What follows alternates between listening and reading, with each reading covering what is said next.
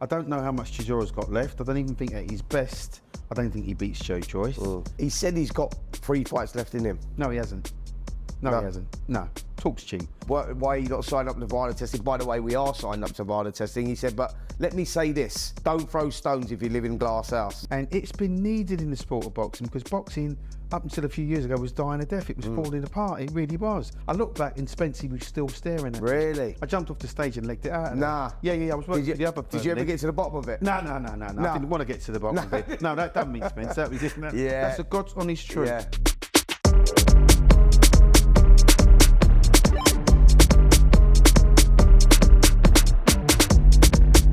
Welcome to talkBOXING, episode number 80 with myself, Spencer Oliver, and Mr. Simon Jordan is still away, still sunning it up somewhere, on holiday somewhere, but don't worry about that. We've got free weight world champion, Mr. Duke McKenzie, joining us. Duke, Spence, how are you, mate? Great, thanks, brother. really well. Do you need a bit of time? Thank you now, right now.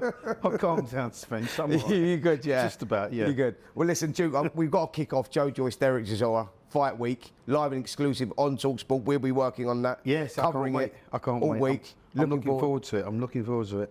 Great fight. I mean, look, for these guys at this stage of their career, yeah. I want to ask you, Duke, where does the winner go and where does the loser go? But I mean, look, they're both at the similar sort of position of their careers right now, aren't they? It's a must-win fight for both of them. It's a must-win fight for both of them. You have to go with. You see, my problem is with Chisora is that several years ago even, Frank Warren stated publicly he wanted him to retire. Yeah. Now, everybody knows how heavy-handed Joyce is, and these guys aren't exactly, they're not movers and shakers, are they? You see what I mean, Spence? Yeah. They're just going to meet each other head on. I don't know how much Chisora's got left. I don't even think at his best, I don't think he beats Joyce. I think, personally, I just think he's waiting there to get knocked out. He is. Because he's not the fighter he once was, and Joyce is marginally better than what he was. Do you see what I mean? Yeah, I mean, you know, Derek Chisora's coming off that win against Gerald Washington. I think that, you know, he's done another 10 rounds. You'd beat Gerald Washington. Huh? You'd beat Gerald Washington. Yeah. Let's get that right. And I'll probably beat him after you beat him. So, you know, you can't really gauge him on that. No, Do you see what I mean? No, I get that. It's not like he's just beating someone like Hergovich or, you know, or AJ or one of the real big boys in that weight division. I know he's trying to rebuild and put his pieces back to the jigsaw, but there are too many pieces that are missing. But it was a must-win for Derek, wasn't it? That last fight against Washington. And like you say there, Duke, you look at it and you go, you know, you're going back. We talk about the second fight with Tyson Fury, and you go, after he had that second fight with Tyson Fury a couple of years ago, you looked at him and thought, surely that was his exit out of boxing. You know, that was his good payday.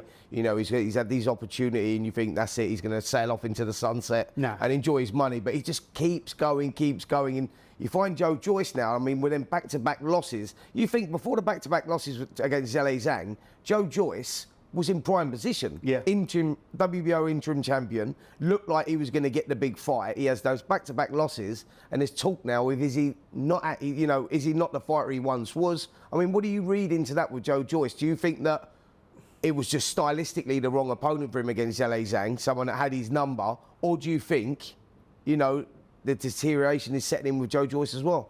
Well, with Joyce, obviously, he shouldn't have gone anywhere near Zhilei Zhang first and foremost. Yeah. Because Zhang would probably knock out just about anybody right now. As a saying in boxing, Spence, and you know it, you're one punch from victory, one punch from disaster. Yeah. And for me, Chisora should have quit a long time ago.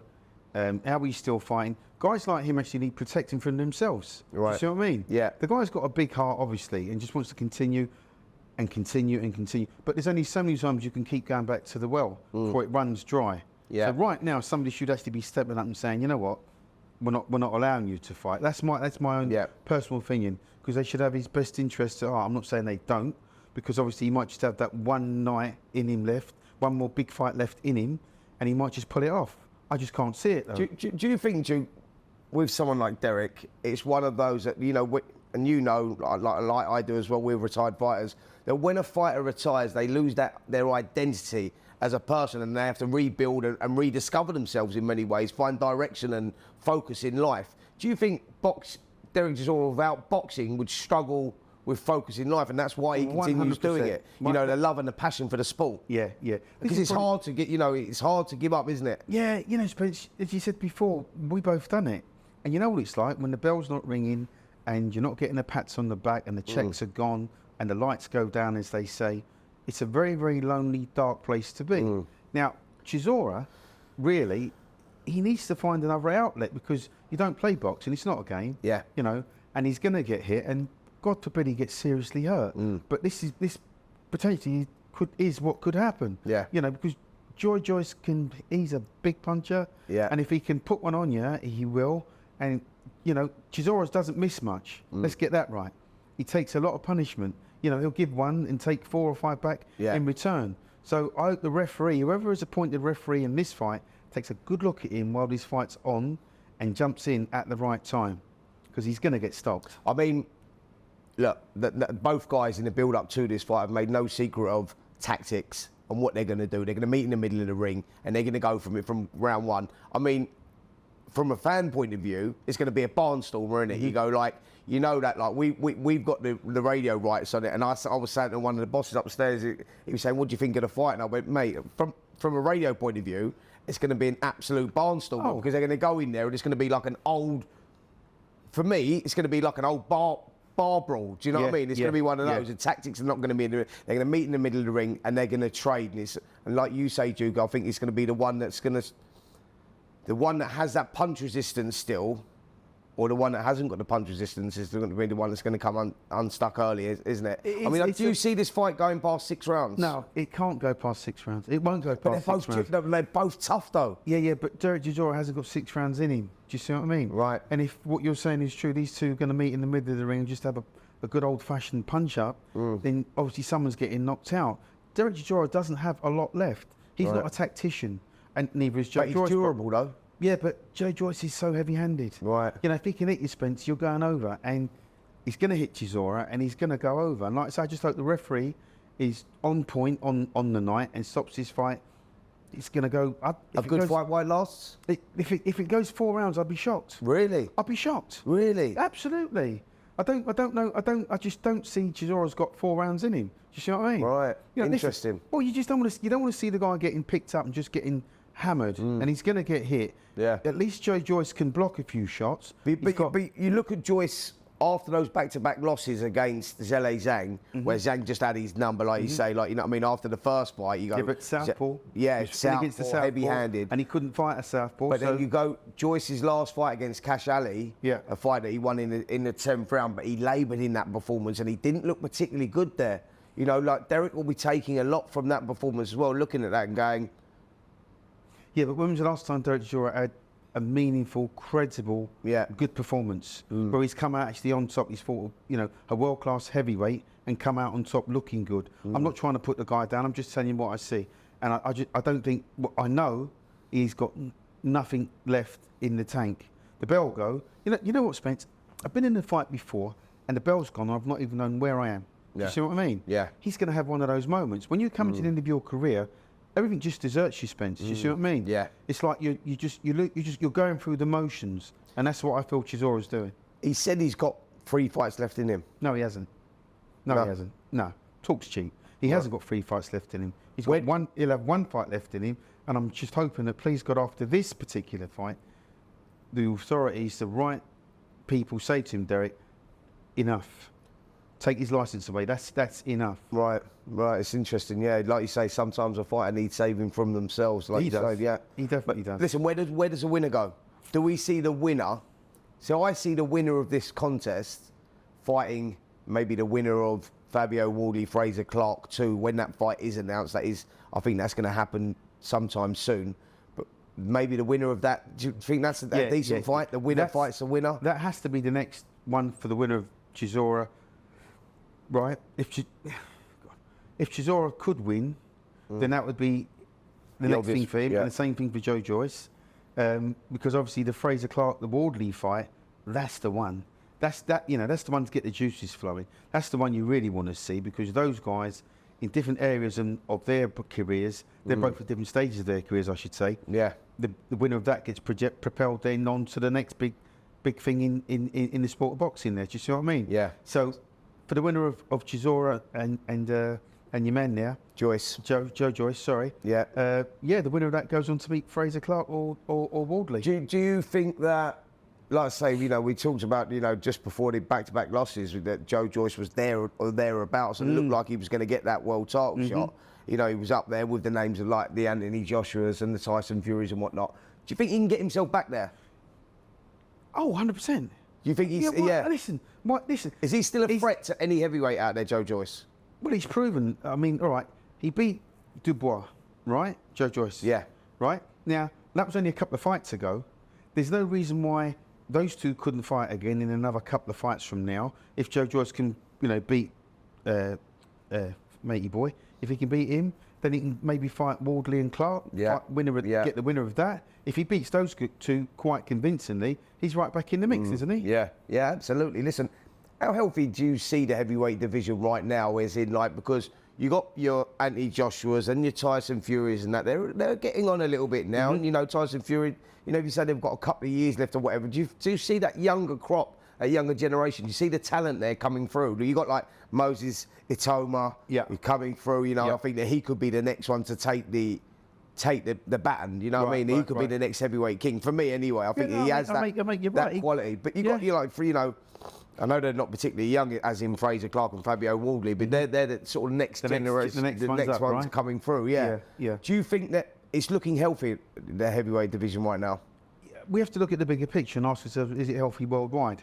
Yeah. There's just a couple of the guys that are in the puzzle. Do you see what I mean? Sure. And I'm sure the Americans have got a few. There's a guy called Anderson, I believe. Yeah, that's Gerard Anderson. He's fighting August the 3rd, actually, against Martin Bacoli. He looks pretty tasty.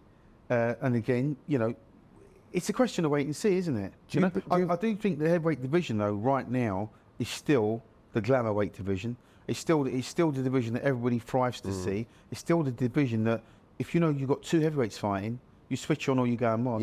Yeah. I mean, I think when the heavyweight division is healthy and it's, you know, and you've got a lot of competition up there, it's like a trickle effect, isn't it? Like it benefits the lighter weights, the smaller weights. Yeah, definitely. Look, let's move on, Duke. I want to talk about Frank Warren. There's been rumours circulating that Frank Warren is close to doing a deal with Dazn, and you know his TNT contract is up next year. Will he sign with Dazn? If he signs with Dazn, Eddie Hearn, Frank Warren, both under the same broadcaster. I mean, you've got then. It's sort of all starting to fall into place and make sense, isn't it? With what's going on out in Saudi Arabia, that Eddie Hearn, Frank Warren working together, like promoters then going on the same broadcast. We're going to have, where we had years, Duke, of politics getting in the way with different broadcasters, TV splits, pay-per-view splits, etc., who was going to get 60-40 and fights falling through because of the politics. We're going to be in a stage, I think, over the new forthcoming years, if Frank does sign with Dazn, that we're going to get the best fighting the best. It's going to be, I mean, the only winners are going to be the fans, aren't they? Well, you know what? I don't want to say it's about time, but don't you think it's about time, Spence? No, but in our lifetime, I totally agree. You never thought this could ever happen in your lifetime. And I certainly never believed ever that Frank Warren would work with Eddie Hearn. Yeah. But now you say these two guys are actually jumped into bed with one another, right? They're going to be both promoted by and backed by Dazn. Yeah. And if that happens, you're going to get the best fighting the best. You're also going to get the best undercard fights fighting the best. And there's not going to be any of this politics that's normally involved in the sport. And it's going to be so fabulous for the boxing pundit. Yeah. You know, because now you know exactly where you stand. Yeah. Do you see what I mean? You know where your hard-earned money's going on. Absolutely. Do you see what I mean? I mean, look, we was just talking about the heavyweights and, you know, modern eras and etc. The best fighting the best. I mean, surely, if Frank signs with Dazn, which does look likely, if he does, Anthony Joshua, Tyson Fury. It's done. It's done. That's the biggest fight in world boxing. That's the fight everybody wants to see. It doesn't really matter when that fight happens. You just want to see it happen. If Tyson Fury boxes Alexander Usyk, which looks likely December the 21st out in Saudi Arabia, the rematch. If Tyson Fury doesn't come through that, if he loses again, does that Anthony Joshua fight, is it still there? Is it still as big as it once was? That's a bigger fight than Usyk and Joshua Free.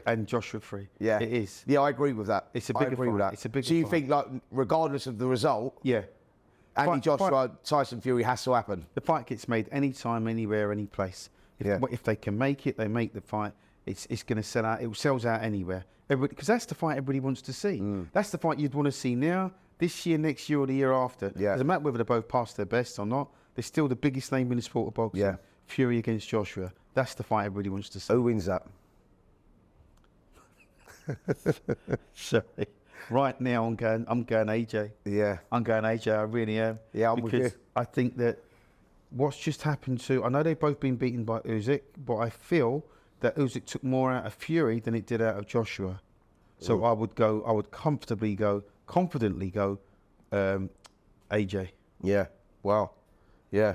That's big. Listen, you know, with this Frank Warren possible signing with Dazn and whatnot, where do you think that leaves the other promoters if you've got Frank and Eddie under the same broadcasting? Like people like Ben Shalom, who obviously work on Sky and whatnot. Like, do you think that pushes other promoters out? Or do you think that it's just a way, it's a changing of the times and you see all the promoters working together? Yeah, it is a sign of the times. You listen, and you couldn't even write off at some point that Ben Shalom might not even jump over to Dazn at some point. You might have all the best promoters working together at some point. You know, the paymasters pay the checks, and the promoters go where the paymasters are. Do you see what I mean? Well, Turkey Al Sheikh's sort of got Ben involved with this Martin Bacoli fight with Gerard Anderson, who talked about August the 3rd. So he's now on those cards. He's got a couple of fighters on September the 21st as well. Tyler Denny, Hamza Shiraz. So it is changing in the times, isn't it? Yeah, it's a sign of the times. It's good for the fans, though, Duke, isn't it? It's brilliant for the fans. It is a sign of the times, and it's been needed in the sport of boxing, because boxing, up until a few years ago, was dying a death. It was falling apart. It really was, because the public were getting fed up of excuse after excuse why these big fights weren't happening, and now they are going to be happening. It's going to bring everybody back to the table. Yeah. And everybody's going to want to see these fights. You're going to want to pay your money, your hard-earned cash, and go and pay for these fights and watch these fights and enjoy them as well. Because a lot of these fights are still 50-50 fights. Yeah. You know, there's not like one's going to be 70-30, do you see what I mean? Or 80-20 or anything like that. These are going to be even money fights. I mean, it's dream. Yeah, absolutely. Listen, we've got that big show that I just talked about, September the 21st. Topped by Anthony Joshua, Daniel Dubois. Great fight that, by the way. Oh, I like that fight a lot. Yeah. It's a dangerous fight for Anthony Joshua. I know he starts as a favourite, and so he should, but Daniel Dubois is a serious threat, right? Yeah, you know what? I was talking to Richie Woodall several years ago. He used to train Daniel Dubois when he was in the England squad. Yeah. And he told me then that Daniel Dubois has got the best heavyweight jab he's ever come across. Right. He also said that AJ had the best right hand he'd ever come across. Right. So he's had a flavour of both of these guys, right? Now, if you're asking me, Spence, you know my style, Spence. I'm an out-and-out boxer. Yeah. I did everything behind my jab. The jab beats the right hand every time. Yeah. Do you see what I mean? If you're going to wait for one shot, whether, you know, one shot around, whatever it is, you know, and you're relying on that one shot, because AJ's not a combination puncher. AJ likes to set you up behind the jab, and I think where he's had his confidence knocked, because obviously they've tried to rebuild him now, with the Ngannou fight, you know, he knocked him out and he knocks out somebody else, I'm sure. Yeah. They're trying to rebuild him, right? But Dubois is a different kettle of fish. Dubois fights at pace. Yeah. Dubois got a newfound confidence, Spence, which we haven't seen before. Forget he's lost to Usyk. Forget he's lost to Joyce. To Joyce. But Usyk, for me, was the moulding of him, by the way. It made him, Spence. I think that made him that. It made him, Spence. He now has got the self-belief that he can actually win. Look what he done in his last fight against Hrgovic. Now look, nobody wanted to fight Hrgovic. Yeah. He was the avoided heavyweight. He was the president of the Uniting Club in the heavyweight division, right? But Joyce went, you know what, let's go. And he brought that fight, and he really went. Dubois.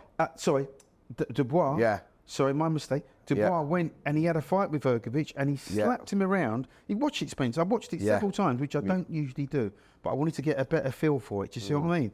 But I watched that fight, and do you know what? That fight impressed me so much. I'm tending to slightly lean towards Dubois. Really? Yeah, because he's a better. I think. But do you know what? The one thing that concerned me in that fight. Now listen, I've seen Daniel. I know Don Charles, who I know very well. I'm in the gym with Don. Right. See Daniel in the gym, and they're working on stuff. They are super confident, by the way. But the right hands he was taking against Hrgovic, you can't take those against Anthony Joshua. No. I mean, I do make you right, and that was my next thing. Yeah. Is that he gets hit a little too easy, Dubois. Yeah. However, if he makes the right adjustments, get a bit of head movement going on, a little bit more lateral movement going on, which you don't normally associate with heavyweights, full stop. Yeah. But if they can apply that into his makeup or bring that to his makeup, then you've got another fight. He's a different fighter. Mate, like I said, they are super, super confident. I've seen them in the gym. You see, and Daniel Dubois, he's like, Don said, listen, do you think we've not worked on that? Yeah. Do you think we've not worked on like AJ relying on hitting him with the right hand as soon as he throws that jab? Yeah. I mean, did you see, I don't know if you saw the tweet from 258 management about the VADA testing and when was Daniel going to sign up with it and whatnot. Now, it's interesting because I spoke to Don Charles about this and said, look, what's going on here? Look, why is there no response? He went, mate, come on. He went, we know the mind games are started now. He went, I'm not getting involved in all that. And, and I'll tell you what he did say as well. He said, I'll tell you what, Anthony Joshua and his team tweeting out, you know, why are you not signed up to VADA testing? By the way, we are signed up to VADA testing. He said, but let me say this, don't throw stones if you live in glass house. That's what he said. Yeah, that's what he said. So he's fighting it back. Yeah, the thing is, he's just had the Hrgovic fight, which obviously would have had to been drug tested. Yeah, for, of course. Right, we've had to the VADA drug testing. What is it? Mind games, Duke? It's got to be mind games. They're just trying to get under his skin, obviously, and unsettle him. But fortunately for Dubois, he seems to have the right team around him now, which can help him avoid these sort of things and keep his head focused on the fight. And like I say, I quite like Dubois for this fight. I just got a sneaky suspicion that if he gets that jab going, my worry for AJ is that during fights he switches off, Spence. Right. He almost gets a bit bored. I know it might sound a bit crazy, but not saying it's too easy for him, but he switches off. He loses concentration. Yeah. You can't do that with Dubois. Yeah. Because Dubois he's the young, hungry lion now. And he wants to win. I think what you can guarantee with Daniel Dubois in going into this fight is, like you say, he ain't worried. He won't be intimidated. No. By any gesture. He will go in there and he'll roll the dice early. Yeah. Like, you know, I think that will be the game plan to say, listen, you're not going to have to look for us and we're not going to have to look for you. They're both quite athletic for heavyweights. You know, they're both in great condition. They both train really hard. Joshua's, you know, he's got that momentum going at the moment. And more importantly, his mind's right, because with Joshua it's more of a psychological battle than the physical one, and he's in a great place mentally, which makes him dangerous and at the top of his game. Yeah. But Dubois will go looking for him, mate. Like you say, it could be a battle of the jabs. Whoever finds a range with that jab, the right hand goes. Right now, Dubois is fearless. He would fight King Kong in his backyard. He really would, right? Would he beat King Kong? Probably. but no, listen, who knows? But right now, I like Dubois because, like I say, with the new confidence, with his newfound confidence that he's got, and if they make the right sort of adjustments to his makeup, you know, gets that jab popping really early. If Joshua has one of them lapses of concentration, he's in trouble. Because Dubois will be all over him like a rash. And he'll badger him and he'll hustle him and he'll put the fear of God in him. And if he hits JJ and hurts him, I think Dubois is arguably a bigger puncher as Ruiz, you know, or anybody else that's hit AJ. I would argue in as much as saying Dubois probably hits harder than Usyk. Usyk's a better absolutely. He's a better combination puncher, Usyk, and he's got a better ring generalship about him. But Dubois is catching up fast. Do you see what I mean? Well, people forget that, you know, when you go back to, it seems like forever ago now, when he lost to Joyce and even Alexander Usyk, and you look at those and you go, the kid's only 26 years of age. He's only 26. He's still learning, he's still growing, and like every time he's had that defeat, he's come back a better fighter. Teaming up with Don Charles, by the way, was a great move. Don said, like, good motivator. Yeah, what Don's been doing is he said, look, it's not the physicalities. I don't need to work on that. The kid's got it. You know what I mean? He's athletic. He's got it. He believes in himself. He said, been working on here. Like installing the confidence, he said, because what Daniel hasn't had is, he said, you look at him and he's been lacking that confidence, and he said that's what he's been doing, and that's why you're seeing that in his performances. Yeah, but isn't that what we see now? A young guy that's full of confidence and on the front foot, and he hits a hard jab, really good jab. You know, and Dubois is the kind of guy, if he catches you with one, he'll catch you with two or three. You know, he's starting to put little combinations together in his punches. Another worry for me with AJ is, because they've tried to change his style a little bit, now they said to him, you know, get your hands up. But nobody told him to tuck his chin down or get his head or his chin tucked down into his shoulder and protect that chin at all costs. Do you see what I mean? Yeah. He's got his hands up. That's all well and good. But he's just pouring with that jab. There's not a snap in that jab. There's no big... Needs to be more authority behind it. He's got to put more authority behind that jab and really mean something with it. Do you see what I mean? Yeah. Before he lets the right hand go. This is just what I'm observing, because I've had a look at these two and I'm thinking to myself, you know, how do I beat this one? How do I beat that one? Do you know what I mean? Yeah. Or how does AJ beat Dubois? How does Dubois beat AJ? Do you see what I mean? Yeah. So unless AJ says to himself, right, I'm not just going to go and fight this guy. I've got to box with this guy because he's going to have to. Yeah. If he goes up and looking for a punch up, he might come off second best. Yeah, absolutely. Because Dubois puts 2s and 3s together. Do you see what I mean? And Dubois is a fair body puncher as well. Yeah. AJ's not getting used to hit with body shots. And he can get hurt. Do you see what I mean? Yeah. So it's not just a question, like I say, of AJ's big right hand.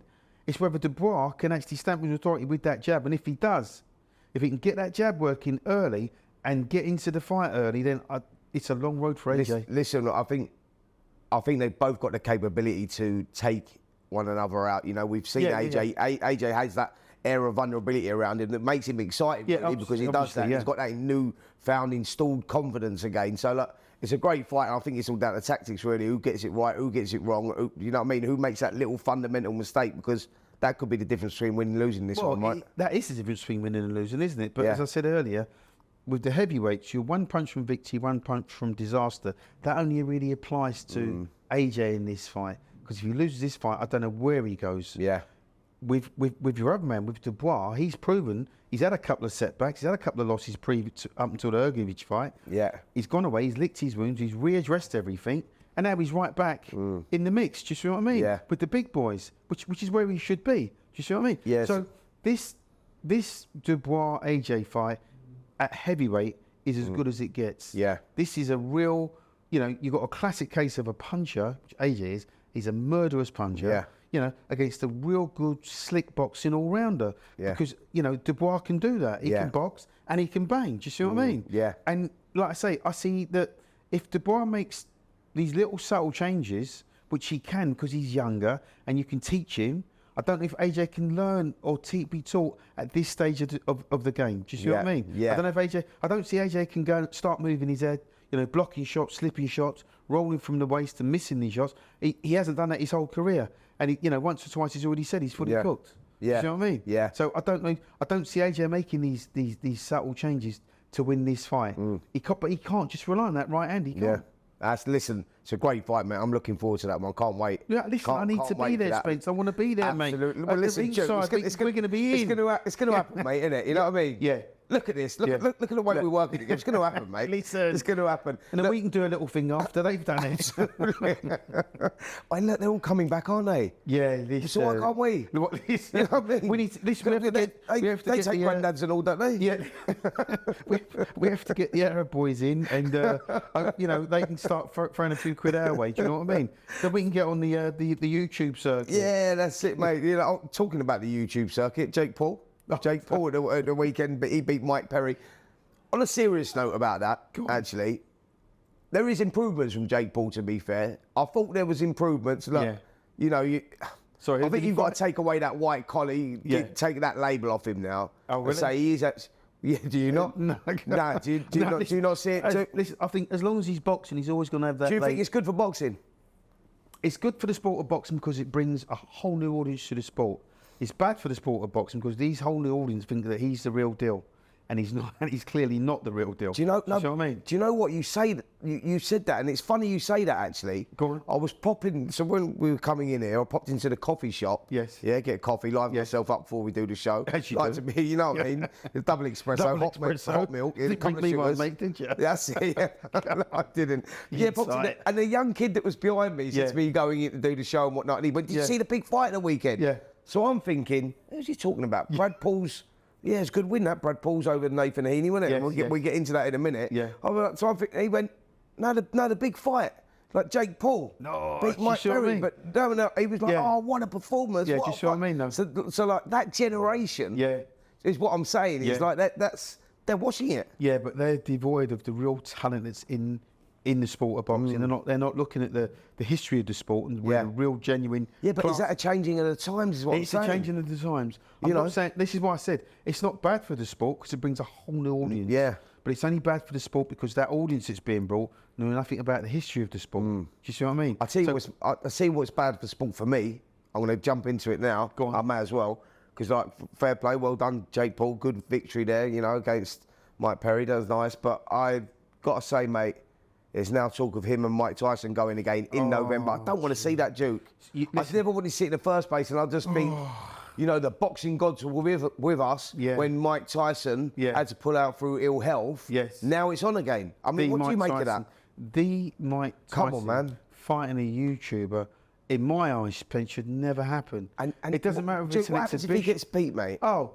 I mean, we're talking about boxing icon here. Like people that, you know, his name's going to be remembered. You know, he goes, you know, he's up there with like, you know, he's with a legend. And like, but like, just he's an iconic figure, isn't he? What I'm saying is, all of a sudden you get Jake Paul goes in there. That's, God forbid he knocks him out. Or beats him. Or But could you imagine that? And then you've got Jake Paul running around going, I knocked out Mike Tyson. Yeah, terrible. Come on, mate. I don't want to see it, Duke. No, Spencer, I don't want to see it either. Yeah. I don't want to see that. That is bad for the sport of boxing. You know, the fact that Mike Tyson still wants to fight even to this day, whether it be an exhibition or not, it just shouldn't be happening because, like you say, he's an icon for the sport. Yeah. He can't be short of a few quid, surely. He can't be just doing it for the money. Yeah. So it's his ego that he's doing it for. Yeah. So I think that the whole thing shouldn't happen. Just because it is Mike Tyson. Do you see what I mean? Yeah, of course. If Mike Tyson gets beat by if Mike Tyson gets beat by anybody that's a non-boxer, it's terrible for the legacy, Mate, his legacy. He's a 60-year-old geezer whose health has not been well for a long time. You know, he's had a lot of troubles outside of boxing. You know, and his health is not great. We don't want to see it, man. Please don't let that happen. I don't want to see it. Well, I don't know who I could write a letter to or if it would fall on deaf ears, but I would make I'd have a do McKenzie protest going on. Just what I mean. I'm being serious. Brilliant. You know, I've seen Tyson fight live several times. Yeah. And he was Mr. Boxing, in his prime. And the fact that, like I say, 61 years of age or 60 years of age, same age as me now, Spence, still fighting or still looking for the glory days. It's very, very sad. You look well for 60, mate. Yeah, but, you know, Spence, I like you, mate. I jog once a week. I do one session in the gym once a week, and I'm brand new on it, Spence. Do you want me to give you a good Mike Tyson story? Go on, mate. While we're on it, I'll give you a great Mike Tyson story. So my experience of meeting Mike Tyson was an unbelievable one, mate. Yeah, so I'm thinking, like you say, he's an iconic figure, and you just go Mike Tyson. I've met him a few times since his first time, but when he boxed Lou Savaris up in Scotland. Right. No, it weren't with you. I was working. No, it was probably Denzel Washington. No, it was for talkSPORT, actually. No, it was for talkSPORT. Yeah, it was Steve Collins I was working with. So Steve Collins, I remember it was pissing down with rain, right? It was in like June. It was freezing up there. We was in the football stadium. Mike Tyson was obviously boxing Lou Savaris, and I'm thinking, yes, this is it. This is the one. Like as Mike comes up, we were right at ringside. So as he comes out, so he's come into the ring. He's done that whole walk and everything else, and he's knocked Lou Savaris out, but he's taken Lou Savaris out, and he took the referee. I think it was John Coyle, the referee. Right. And he took him out and all. Do you remember? And he went mad. And he was talking about eating Lennox's kids and this and that. And he had that trouble with Frank Warren before and all that. So I'm sitting there, and he was going absolutely bananas. And I'm thinking, this is my moment. I want to meet Mike. I'm going to give him an interview after. Right. And as he's got out the ring, mate, he was like, you know, when the nostrils are flaring and all that, and he was raring and he was screaming. Everyone was like, yeah, what up, Mike? And he was like, I can't say what he was saying. He was going mad, and so I was sitting there with Steve Collins, and I went to him as he'd come out, put your head down, Steve, put your head down. We both sat there like that. Because you couldn't catch eyes with him. Like he was a bad man then. Like, and you just remember him like that, and you just think, come on, mate, I don't want to. I was at the Lennox Lewis fight in Memphis v Tyson, right? And was on the stage, and Tyson was getting weighed in to fight Lennox Lewis. This before it all kicked off, right? So Tyson's got onto the stage, and I'm a Tyson fan, like you, Spence. Do you know what I mean? So I'm juggling for a position to get closer to see him, right? So Tyson jumped onto the scales, and as you're looking at me now, I'm like, there's Mike Tyson. Yeah, that's and I look at him like that, Spence. Yeah. He looked at me, I'm not joking, I had a cold chill go down my spine, I swear to God. He looked at me like he was going to eat me, so I'll give it one of them. Well, that's what I done. That's what I done, the same thing. I give it one of them. 2 seconds later, 5 seconds later, I look back and Spencer was still staring at me. Really? I jumped off the stage and legged it out. Nah. Yeah, I was working the other. Did you ever get to the bottom of it? No. I didn't want to get to the bottom of it. No, that doesn't mean Spence. That was it. That's the God's honest truth. Yeah. And I had another experience, not with Mike Tyson, with Miguel Cotto, a very similar. experience with Miguel Cotto when he was defending his world title. Yeah. And the same thing happened. Cotto was on the scales, and I'm a Cotto fan. I love Miguel Cotto. Yeah. And he's on the scales, Spence, and I'm like, Miguel Cotto. And as I said his name, he looked round at me, Spence, like he was just wanted to, he was going to batter me. Yeah. And I went, oh, give it one of them. All right, mate. Okay, Miguel, I'll see you later. Do you know what I mean? I've got a story with Miguel Cotto, I know. Go on. It's a mad one. Go on. It's mad, mate. I was in the Dominican Republic, yeah? And you found out you're related? Hard Rock Hotel. No, I'm in the Dominican Republic. Yeah. I'm in the swimming pool, Duke. No. Yeah? Minding my own business. I looked across. No. And I went, that's Miguel Cotto there, I'm sure it is. And I go, that's Miguel Cotto, I'm sure it is, right? So I'll go to my missus. Come on. She went, shut up, Spencer. No, I'm not having I'm it. telling you, Nick, it is. So I've done that whole thing. You know what? I'm walking past, but I'm telling you, Miguel, Miguel. No. And I saw him look, so that's how good it was. I went over and we had a trick. We had a trick together in the pool. That, it was mad story, mate. You know, even though we're boxers, ex-fighters, you're a Hall of Famer, Duke. You know what I mean? Freeweight world champion. But when you get those iconic figures, they've got something. They've got an aura around them, haven't they? Like Miguel Cotto had it when I met him there. Like you say, Tyson. Our experiences are very similar like that. It's mad, mate. It's mad. But look, Duke, let's finish off on a positive note here. Brad Pauls, Nathan Heaney. What a fight of the weekend. Well, that's potentially fight of the year, isn't it? Oh, it was a great fight, mate. It's potentially fight of the year. You're never going to probably see another fight like that this year. I don't think so. Yeah. Because, you know, they put it out there. They just put it out. They just went at it from the first bell to the last bell. Well, I mean, it was a controversial draw, the first fight that they had, wasn't it? Then Brad Pauls going in there, and I thought Brad Pauls would start a slight favourite, to be fair, but I think the turning point was in that fourth round when he landed that right hand, that knockdown in the fourth round, and Nathan Heaney done well to come back from that. He showed champion's mindset to come back from that. I don't know how he got up from that, Spence. Nah. He could have easily stayed down, do you know what I mean? And he kept bouncing back, mate. Like in round 6, he was hurt again. Then in round 11, you think it's all over. Yeah. And he kept finding something. Where did these fighters find that from? You know, do you know what, Spence? I don't know, because I've been in fights before and hurt, and you go... You have a little look around, do you know what I mean? But it reminds you, don't it, when you look there and you like, they're the fights when you look at it and you go like, yeah, I don't mind being retired now. Yeah, like, because it all comes back, don't it? But I thought you were going to say you wish you was still in there. Do you know what I mean? Mate, no. When you see them ones like that, you go, you appreciate exactly what they're putting on the line there. Like credit where credit's due to Nathan Heaney. I think that he showed that champion's mindset and that. That heart of a lion. He come undone in the 12th round finally, and Brad Pauls got the victory, and he should have got the victory because it looked like he was going to win the fight anyway. But what a ding-dong, man. Credit to both guys. Yeah, well, I mean, listen, that's the difference between winning and losing. It's just been able to dig that extra, 5-10% and sucking it up and turning the tide. And, when you're in championship fights, you can't just get into a fight and just steamroller the other. Like, there's going to be times where you question what you're doing, how you're doing, or if you're even winning the fight. Do you know what I mean? You've got to go through that topsy-turvy stage, but a champion comes out at the end as the winner. Yeah. And that is what it is with boxers, isn't it? So, like, that mindset, like when we talk about, and me and you talk about it a lot, where you go like, the 20% physical side of things and the psychological side, which is 80% of it. When you see those fights, you go, what them guys are going through in there, when they think, right, I've got him, he's gone, and then all of a sudden the guy's coming back, so they've got to now start asking them. So the mind games that you play with yourself in a fight is insane, isn't it? Like I remember when I beat the Patrick Mullins. Remember when I beat Patrick Mullins? They were wars, mate. But when I had that war, what I was going through in there, like, I was talking to myself, Joe. Oh, listen, I was talking to myself all day long. Like when the bell used to go in my fight, Spencer, when it was a hard fight, you sit down, it's like, oh, good punch, McKenzie. Yeah. Do that again. Oh, he's hitting you with a body shot. Oh, that really hurt. And you have to suck it up, Spence. Yeah, you have to really, like you say, you question yourself. Yeah. You've got 60 seconds and everything plays in slow motion, though, doesn't it? Absolutely. Do you see what I mean? Absolutely. But that's that champion mindset that we're talking about, that ability to overcome them demons and do it. It's like, it's fantastic. Did that happen a lot in your career? Oh, it happened a lot, mate. Honestly, I had that one with Patrick Mullins. Then after I won a European title, I boxed this kid called Serge Poblan. Yes. It was I was there for the Serge Poblan fight. Yeah, that's right. Yes. Yeah, French Foreign Legion kid. But he was horrible, mate. He just kept coming back. Yeah. He just, and I'm thinking, go away, mate. Leave him. I'm hitting him with everything. And then I think that's got to have done him. Yeah.